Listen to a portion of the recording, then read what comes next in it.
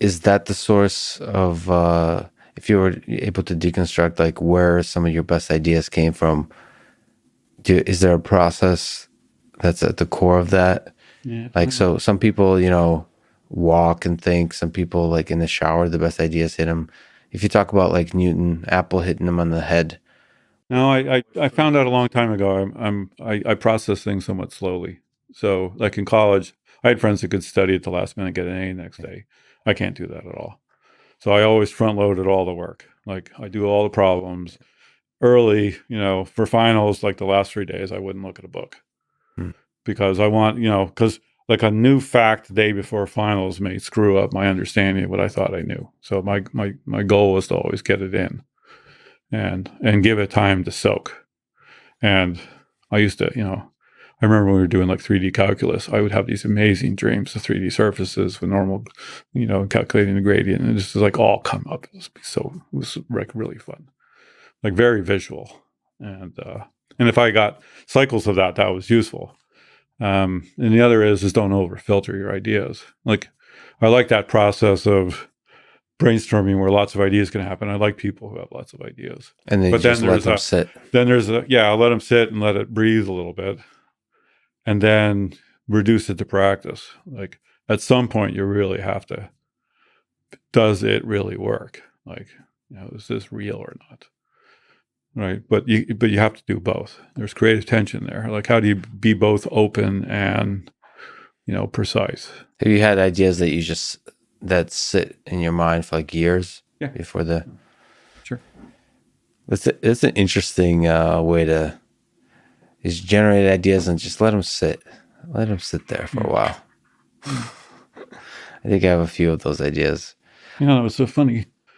Yeah, I think that's creativity discipline or something.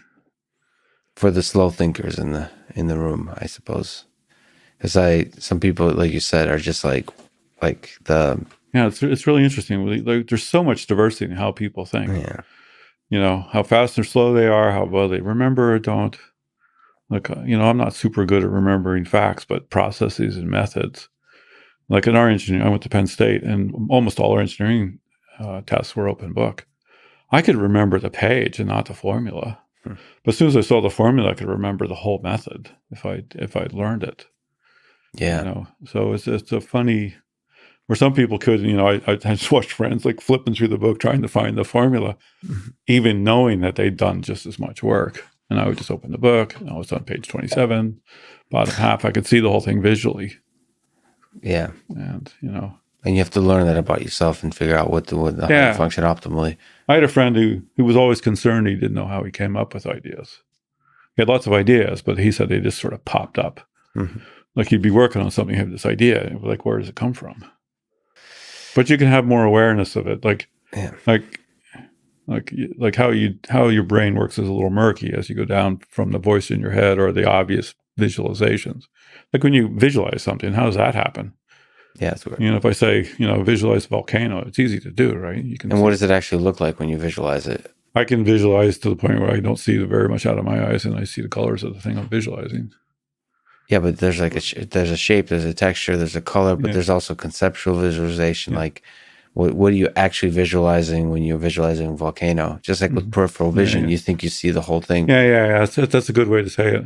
Yeah, you have this kind of almost peripheral vision of your visualizations. They're like these ghosts. But if you work on it, you can get a pretty high level of detail.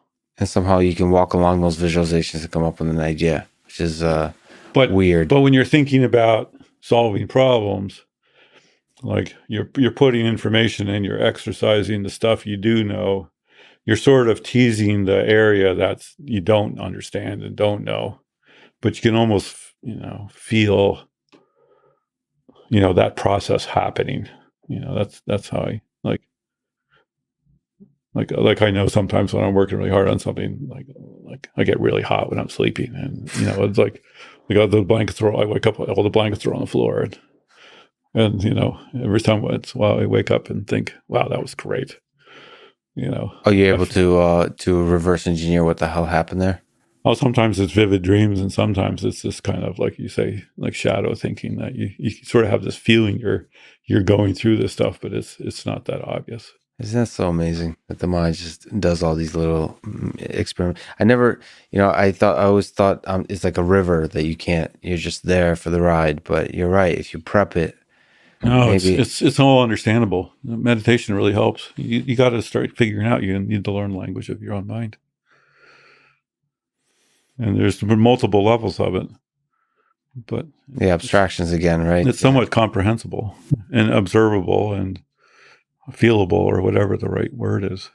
It's, yeah, you're not along for the ride. You are the ride.